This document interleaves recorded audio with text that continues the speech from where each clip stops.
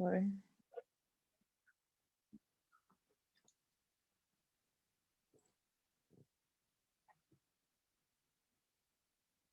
When did you actually started with individual? How long ago?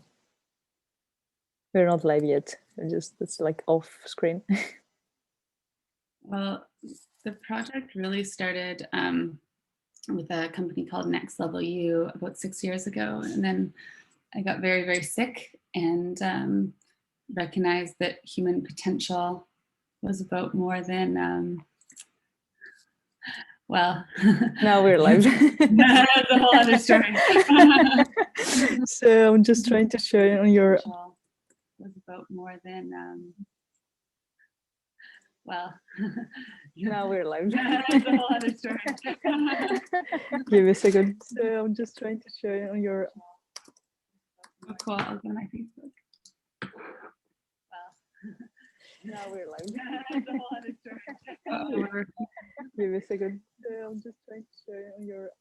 So. Cool.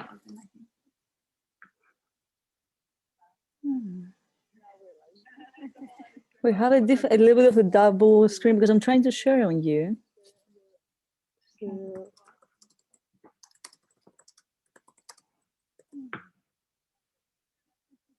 We have a little bit of a double screen because I'm trying to share on you. It won't allow me to share on your wall. So if you would like to go on mine and share it, I think that might be easier.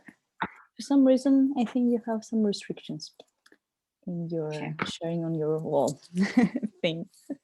Oh, interesting. I see us live. Okay, this is cool. Yeah. Share now. Share to newsfeed or share now, friends? I think share now. Or share to story, friends. Not a story. It can be newsfeed or share now, simple. Okay. It's on my profile. Here we are. Perfect. So I'm actually very happy to have you today. We haven't done an official interview together or anything official live until now, funnily enough. And I know that it might be also one of the first times that you're doing something similar about your new endeavor. Like, they're not new, but they're like growing, as far as I understand right now. So before we dive deeper into that, I would like us to start for a little bit of how is the world through Michelle's eyes? So like if we go behind your head and look the world through these two eyes and mind and a heart, how does the world look? How does the world look today? And how does the world look in the future? So what is the world that Michelle is envisioning and dreaming and creating? Thanks for that.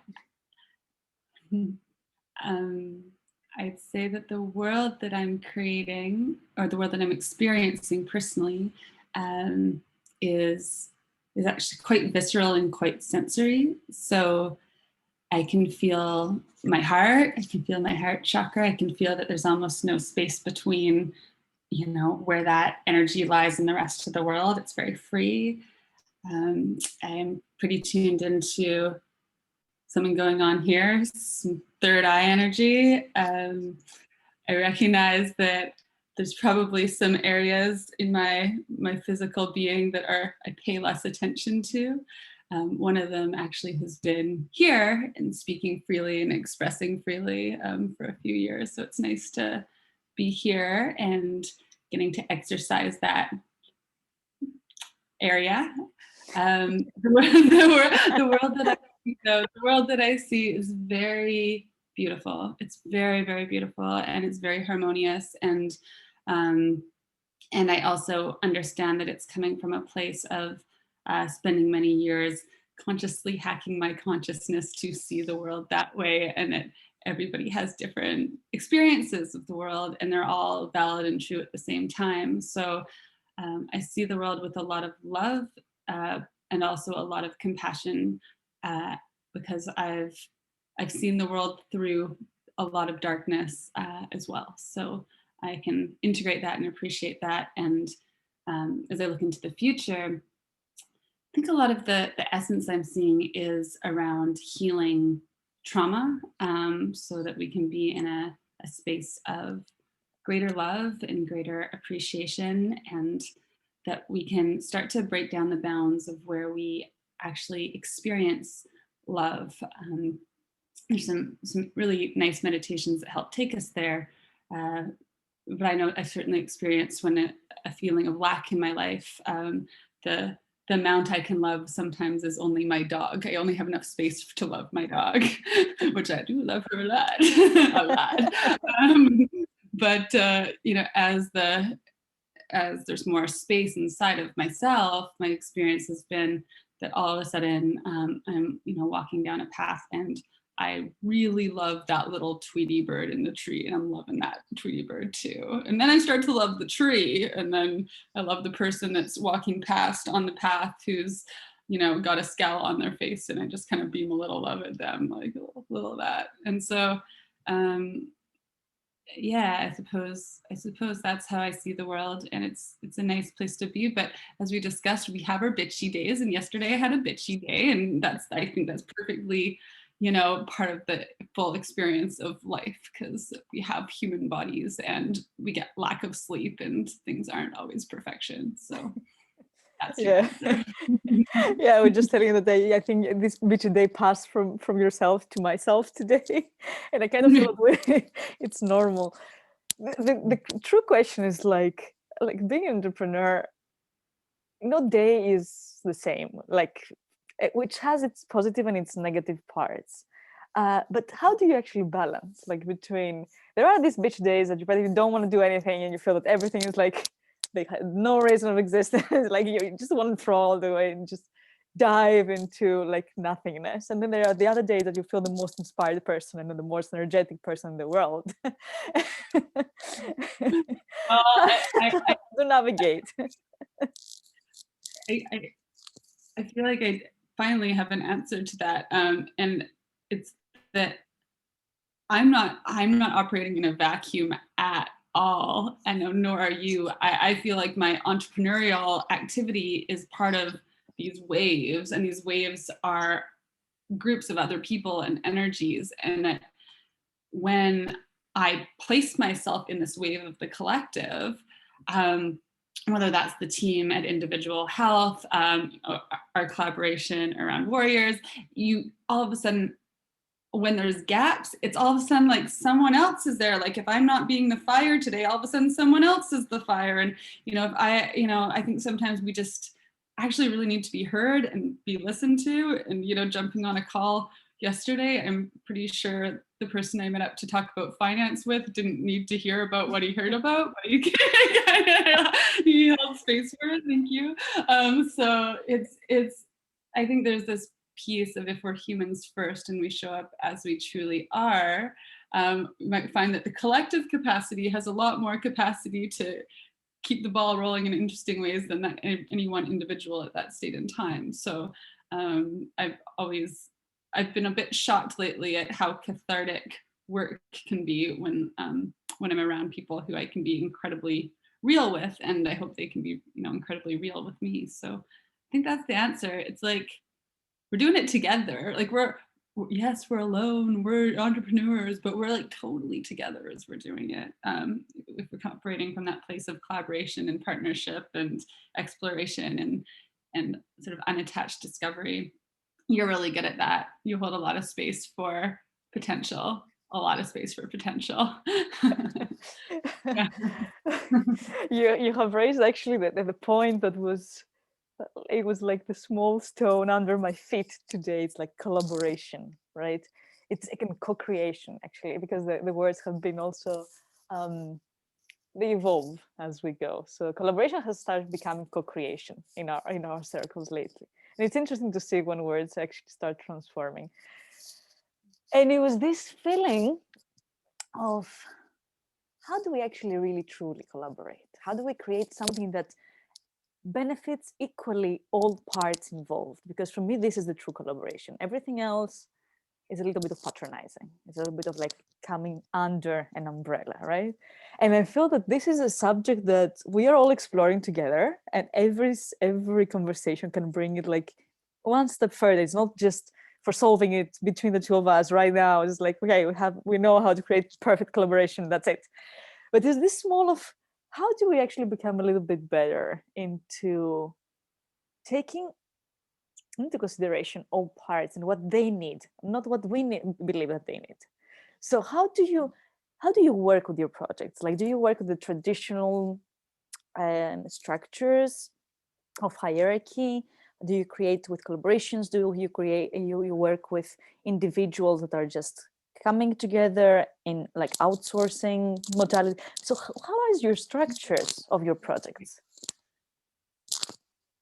Yeah, and I think that the same, the answer is very much related to how time and like words change things. And so I think that it's been a process, and so with individual health, this project has been an ongoing pulse in me for many years, probably about 5 or 6 years at this point.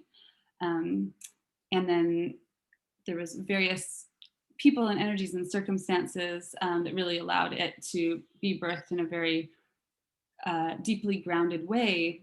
For me, this meant looking at my world and feeling what people would be energetically, I mean, just practically and energetically aligned to collaborate at this time. And I think, many of us have these benefits of having these long lineages in the sorts of projects that are interesting to us. So for me, it's been collective intelligence,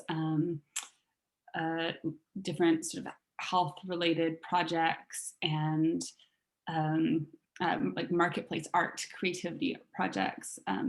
And so there's been all these people that have emerged, and these beautiful relationships formed. So it very practically, because individual health, I have an intention for it to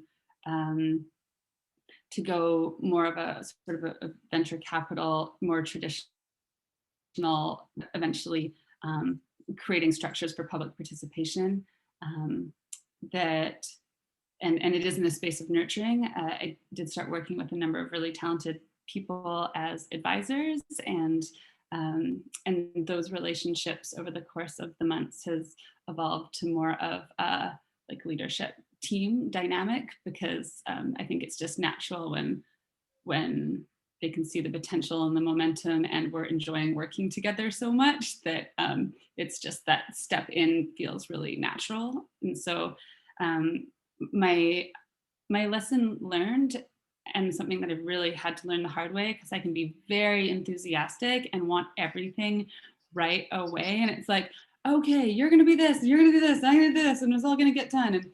And it's almost more seeing everything as like these small iterative steps. It's like, what if we just like, just like a little bit, just like a little tiny bit, and let's just feel it, like feel what wants to happen from that little tiny bit. And I think by just trying to take these smaller steps in terms of relationships, it creates more space for what wants to organically evolve, and people have more freedom to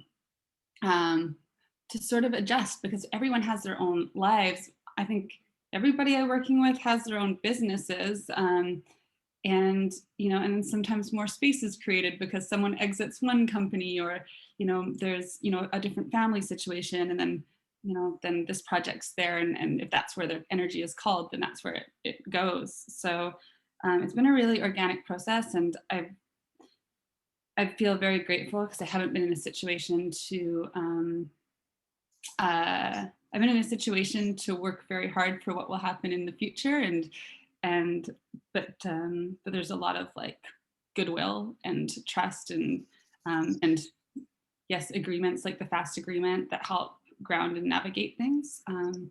But I think my role is often to sense into where people are drawn to, what people like need in their life holistically, and see if this business, which is the orbit that is individual health, can help.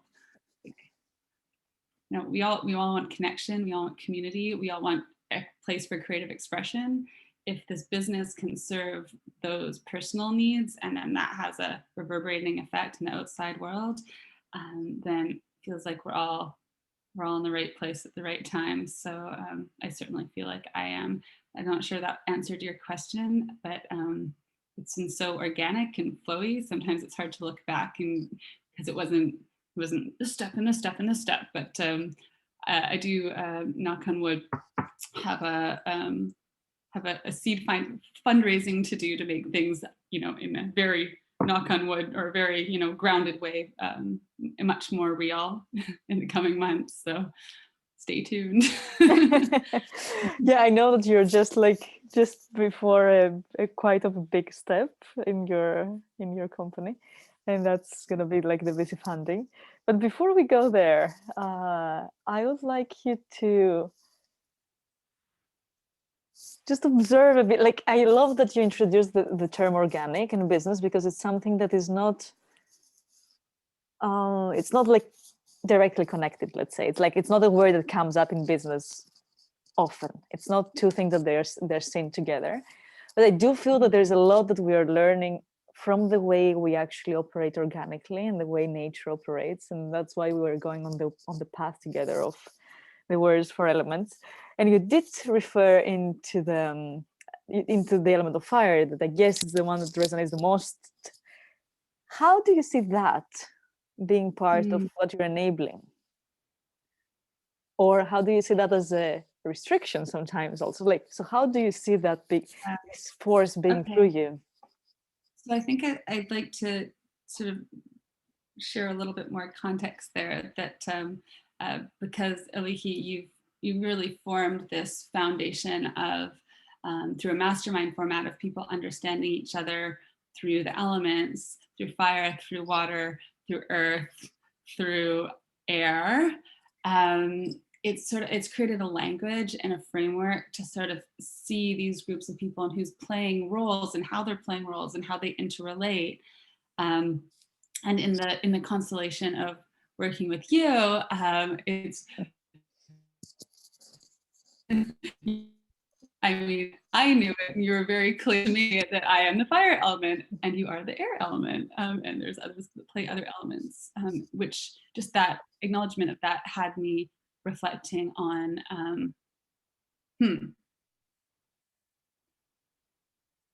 how the fire element in itself can be an incredibly powerful sort of igniting force. It's a very powerful 0 to 1 force, and that's been something that I've been engaged in throughout my startup / entrepreneurial world, sort of that 0 to 1 framework. But beyond that, you can burn out pretty fast if you stay fire the whole time. Like there's like a huge energy depletion, I think.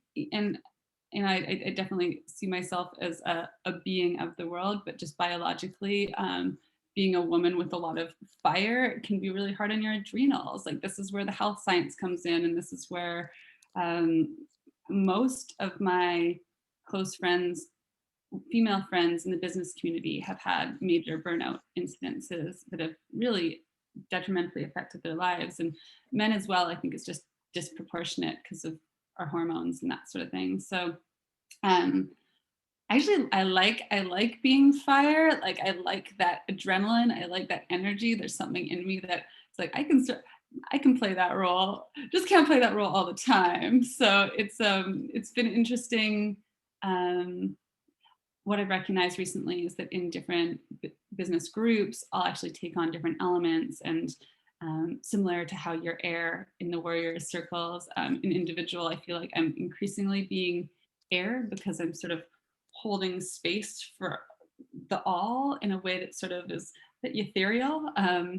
And there is definitely, these steps that I have to make to go, okay, so now we have to project manage this and make sure everything gets done. So I have to go back into more of a fire and more of an earth to ground it. But I think, it's what do you want to live in the majority of the time? I don't think it's a complete balance for me. I think I definitely, when we talk about, fundraising, I'm like, oh, fire's back. Got to play out the fire. So I think I'm almost in a little bit of a little, I could call it it's not a vacation, but I'm just in a more relaxed state right now. being aware that I may be building up some capacity for the fire that's gonna come back out in a little bit here. So yeah. Yes, thank you for that. It's like it's always actually it's very interesting to see to even see where you when and where and for what reasons you feel more fiery, you feel more airy, you feel more earthy, like what more watery, like what ignites that into you to actually tap into this force. So in the end, they're all just forces that we as we grow, I feel we find the best ways to work with them and allow them to go through. So you feel that right now, individual it's in the state just before igniting a new fire, in a way, right? Tell us a little bit how I like. I don't know if you prefer to say a little bit of the story, how you got until here, or the vision, where you're growing towards, or both, whatever you prefer. So, what is individual health in the end, and why are you there? What is the connection between this person in front of me and a company that's been growing right now? Yeah. Well, you wrote it on the little description about individual, what I'm about, but health science meets spiritual growth. It's sort of part and parcel and very interwoven. And I did touch on it a little bit, just talking about my own sort of self-awareness around burnout even, and then essentially I kind of went into a bit of the biology of being, in a feminine form and what that meant like. So going back 5 or 6 years, I was working with a few partners, an incredible team on a project called Next Level You, which was about millennial-based personal development in the workplace.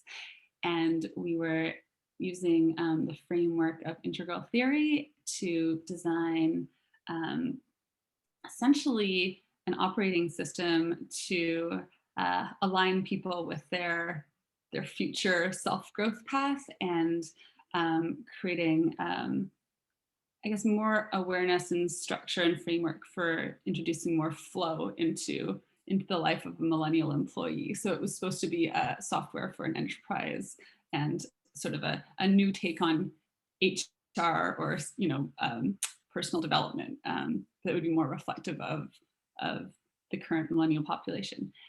So the irony of this is that in the process of being the fieriest, most fiery, bonfire burning inferno that I ever was building this thing, I totally burned out. But I burned out in such a colossal, catastrophic way that it was like there was like some embers on the floor somewhere. I was like, did that used to be Michelle? It was like, what's happening here? So everything, yeah. Oh gosh. And it was bad, real bad. So, and it, yeah, I spent a couple of years almost in bed at that point and became part of the complex chronic disease population. It wasn't like a burnout, like I was tired. It was like a burnout that my body was like, game over, bitch. You fucked me up, and I'm gonna I'm I'm not okay with this. And so I was not aware at the time that happened. That because I was meditating a lot. I actually from a happiness perspective and spiritual growth perspective, I felt incredibly spiritually connected and like I was just being a channel, but I was ignoring my physical sensory experience to such a degree that I was getting increasingly like allergic or sensitive to foods. So my food groups that I could eat was down and down and down and down, and it was interesting because my nervous system, there was a disconnect between the amount of energy and downloads I was getting in terms of executing the business and my body's physical ability to handle that much energy or be able to rest at night. These very sort of basic fundamental wellness things that, it's like knock on wood, we all kind of know you got to sleep at night. But my body was saying 4 a.m. is a great time to solve all the world's problems all the time. And here's all the answers. You're welcome. So it's interesting. Joining the complex chronic disease population, which actually ended up being a tremendous catalyst to my spiritual growth, but also my understanding of health science and biology and how interconnected our systems are. that introduced me to functional medicine in a way that, in a very lived experience way, because people that are chronically sick, if you will, tend to see a dozen doctors plus before they get any sort of answer, before they get any sort of path forward that's even meaningful to them or connects with them. And it also can be very expensive and very lonely. And a lot of people that look at you and say like, you're not sick and you like can't get out of bed. And it's very, very frustrating because all of a sudden you are like a shell of the you previously were, and you can't really, people just don't get it. I think a lot of people thought I was having like a mental health breakdown, and like I guess I was, because I couldn't think, but it was like literally my biology just stopped my ability to like cognitively function very well. So it wasn't like I was, depressed. So it was very interesting. Very interesting path. But I'm sharing all this because out of this, without this experience, I wouldn't have had the compassion or the analytical insights to understand that there is this unity for people that are experiencing a lot of the existential crises as I've experienced. Is they trickle into autoimmune disorders, they trickle into anxiety. There's all of these physiological elements that are expressions of imbalance or disharmony or unprocessed trauma, or a lack of coherence between our internal worlds and our external worlds. And developing a language to even understand that that's a thing. It took me a while to kind of be able to express these things in words and make them real. But now I feel like with individual health, every meeting we have this sort of group of advisors, we meet every 2 weeks and go quite deep. And we're always talking about both. We're always talking about health science with, people with hundreds of research papers and Nature and blah blah blah, like incredible, and also talking about spiritual growth because they're part and parcel. And there's a close advisor, Peter, who I hear his voice. He's like, this is the differentiator, Michelle, the spiritual. No one else got the spiritual. We got the spiritual. And I laugh because we're building algorithms for personalized health, right? And we have to start somewhere. So we're essentially matching people with supplements in a way that's analytically grounded on their current symptoms and biological profiles. But we understand that it's about so much more of that all of the time, and sort of reminded about that every day. So I think having that connectivity and that spiritual growth side of it sort of entrenched in our conversations and how we think and consider the project, it's given it I think a different energy inside of all of us to create it that it wouldn't be there if it was just about ones and zeros in the health science. It's like we know that there's something really deeply connected about that. We want to build that too. And then we have sort of the counter side. It's not even a counter side. The balance side is that we have a really strong impetus to be ethical, like a very ethical company. So a lot of our conversations are around personal data privacy, health data, how we communicate with people so that we, first of all, they really understand when they're interacting with us that they're contributing, for example, to a data commons, and that data commons is the source of the collective intelligence to heal other people. Like by participating yourself, you are healing other people. Like that's the energetic relationship. But also, looking really hard at our own value sets in terms of who we want our partners to be and not to be, under what criteria and circumstances. And we know that a lot of these companies, the health data side becomes incredibly lucrative, if you will. So there's a competitor, for example, called Persona Nutrition that was bought up by Nestle, and so we understand that a lot of their revenue isn't from the supplements that are personalized supplements that are being sold to people. It's where the data is going, and you know, if it's Nestle, you know, you're going, okay, well, what's that informing? And what are we really, what part of this, you know, industrial complex are we pushing forward that we may or may not believe in? So, you know, it's complex, and whenever we look at the subtleties of it, there's so much that goes into the decision making. But there is this point we always find when finding with individual that it's like a fuck yes. If it's not a fuck yes, it's probably a no. So we definitely are orienting our partnership relationships to have a universal fuck yes relationships, and that means also building real relationships with people. I think that makes a big difference. Navigating these things. So it's a very, very long answer to, I don't even know where we started on the question, but thanks for letting me go on one a bit. I think that gives us quite a lot more about actually what individual health is, to me at least, like seeing the backstage, seeing like how this company is being built. Because many times, and many of my objections in many companies, that you just see only the facade, and we have seen so many facades that you cannot even judge which facade is better because they all look the same by now. And we have forgotten, or we are actually trying to not even show the people behind the company. And there is always people behind the company, until now at least. And it's interesting to kind of like understand and realize of how it is actually to create a company and to raise it off the ground and to find collaborators and to really define what you want to do.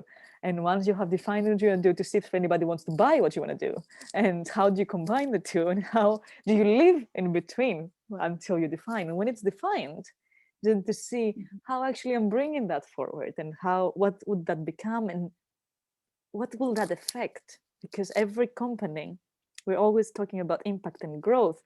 And at some point you get to the point is like, oh, actually I will be impacting people. And then it's the big, what am I impacting them towards? Right? So I love like seeing the humanity behind in the individual. How many are you right now, like in the leadership team, at least? For how many people are we talking? Like it's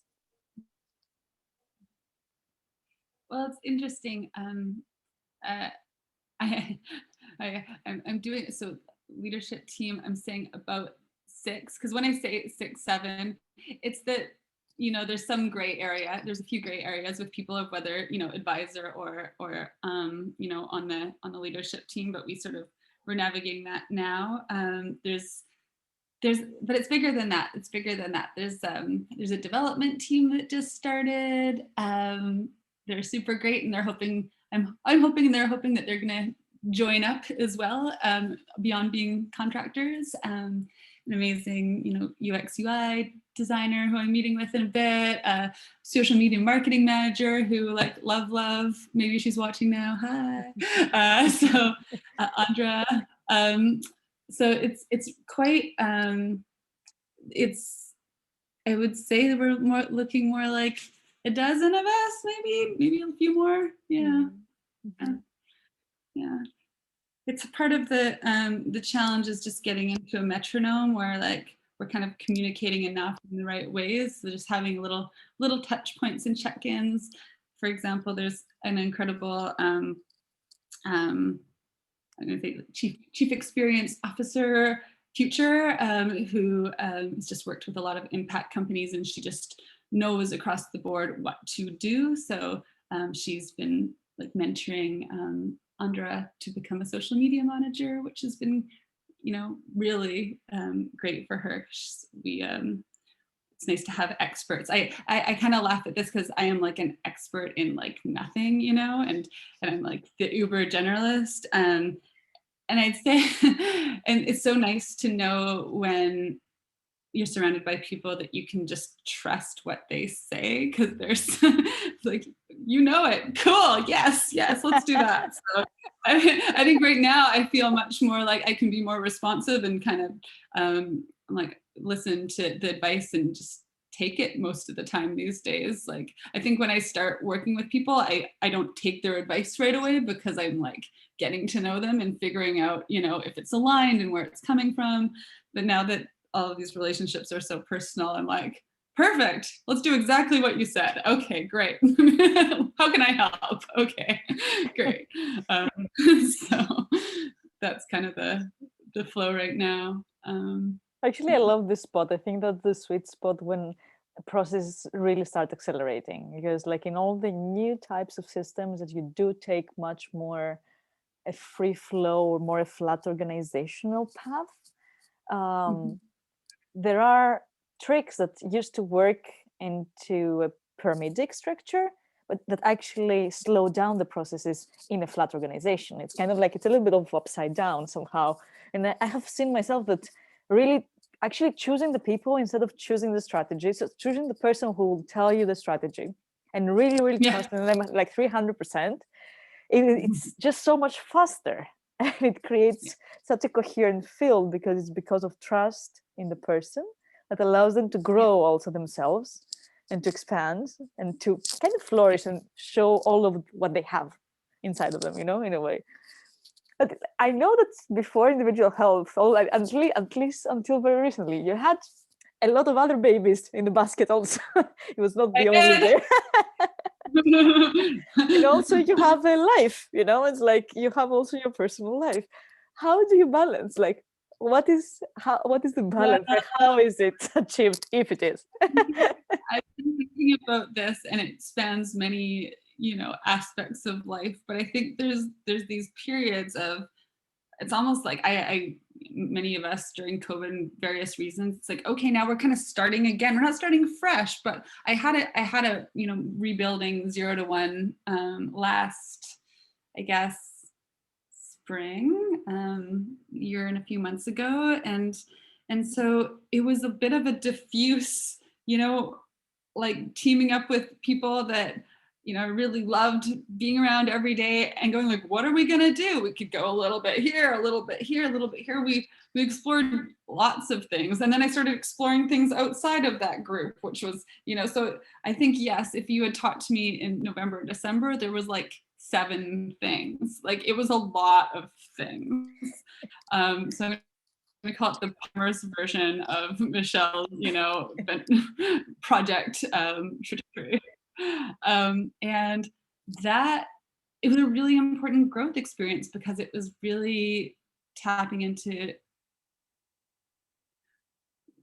I guess, all these, it's like exploring worlds. It's like going to Burning Man and going and stepping into all these different camps and going, well, I can be a cyberpunk, or I can be a, uber spiritual dressed in white doing, whatever kirtan, or like I can, it was exploratory and fun, and actually made me a much fuller, version of myself. Like every time I go into these paths of exploration, um, at some level I just feel so, I don't know if it's relieved, but like I feel so yes about focused energy. Like it's just like, this is it, fuck yes. And now I can really, it's like, instead of like, bringing on a whole, I don't know why I have a puppy analogy, but like, let's adopt 7 rescue puppies, and like, and I was just like, there's just one, I just can like really like give it all the attention,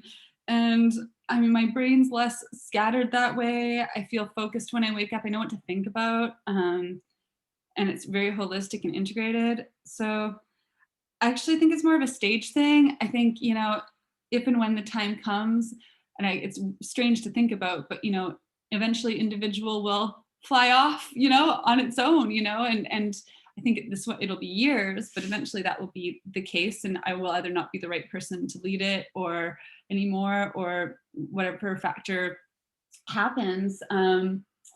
But yeah, at that stage, I will probably go into one of those, like, picking 8 things again, and, playing around and incubating. And, I'd love to, start an incubator or whatever, but it's like, because it's fun, it's exploratory, it's playful. But I think it's just that my arcs now are longer. So now I'm seeing everything in terms of years, as opposed to like, what's the next couple months, what, needs the next couple months to happen, which is great. It allows my nervous system to relax. I typically don't set an alarm anymore, although I do, get up and start working or running or whatever I'm going to do. But it allows my life to feel in control in a way that's nourishing to me, my physiology. No 4 a.m. wake ups for me anymore. Nuh-uh. That's good. Good to hear that, actually. Because it's a little bit of the trend sometimes in entrepreneurship that I don't really on board on. Yeah. So I would like to honor our time that we said is going to be like 45 minutes. I can go longer if you want, but I know that you also like to honor time. So before we start slowly closing, I would like to concretize both for us and for yourself. Like, if you would say that Michelle is bringing one specific gift to this world, like, what is that? I have the high level version and the nerdy version, but it's the same thing. I would like to hear them both. The high level is, it's so simple. It's mission universal wellness. There's a lot to unpack in what I mean by universal and what I mean by wellness. But maybe that steps into the nerdy version answer of that. Actually been talking about in the last couple of days this really meaningful course I did called the Finders course, which is through the same sort of community trans tech that we met through. It was a 4-month immersion into my own consciousness development, really. And one of the frameworks there, it was a big analytical study. There was thousands of people that participated in this research, and what the exploration was, sort of the initial fundamental level of consciousness, was going from a state of things aren't okay to what they call fundamental well-being. So it's sort of the 0 to 1 of you're living in stress, anxiety, lack, or maybe those same material conditions are there and true, but from the state of fundamental well-being, it's a completely different energetic relationship to your reality, and just like a very fundamental, like your experience of well-being than not. And then, so for me, the language that I connect with is, if individual can play a role in moving people from the state towards a state of fundamental well-being, hopefully in mass. That's why I want to scale it and bring in money and bring people in and build all the things, but in mass, fundamental well-being, that to me creates the qualities and the space for the compassion that actually allows for us to be, operate with more sustainability, operate with more integrity, less trauma, all the things that build a better world. But it's sort of the start from consciousness perspective. That's where I'm at with that. Universal wellness. There you go. Thank you for that. And the very last question, and I have to actually move a little bit because my dog has started complaining way too much, and I have to pay attention to him a bit. The very last question, actually, it's like, what do you need? What kind of support do you need right now, actually, to go further, personally or professionally, or anything that you would like to grow towards? Yeah, thank you. I want to say 3 things. I want to say, this is like the super superficial, is liking individual health, like social accounts, like Instagram, Facebook, just like start following, because like there'll be stuff coming out. There's gonna be an MVP coming up this fall. Like, would love to, participate. In the next couple months, it would be introductions to values aligned investors, venture capitalist firms, philanthropists that would be tuned into the same frequency. That would be great, super great. And I don't know, I think it's just like, this isn't about individual, but just like, just want everyone to like shine some love on the world. Just, I don't know, that's not for me, but just like, I don't know, I think we can all shine a little more love on the world most days. So I feel pretty loved. I feel like this interview is an expression of that. And actually, my expression of shining love, I'm going to grab my little doggy. Exactly. And have a doggy. I think that's She's all dirty from her walk this morning. But now And happy from the walk, I guess. Oh, there she is. So there we go with some love. I think the my best example. neurodiverse. All the love. Hug your animals. Love your humans. Call your mom.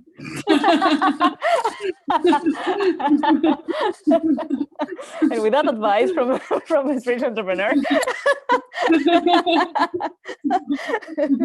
that groundbreaking and key advice, I'd just like to thank you so much for this time, and for as I very kindly asked you to shine a little bit more glitter to my world, to my day to day, and you definitely did that, as you do every time. And I would like to just say good rest of your day. You're in the other side of the ocean, so you have a whole day in front of you. And we talk very, very soon for the rest. Good. Bye. Love you.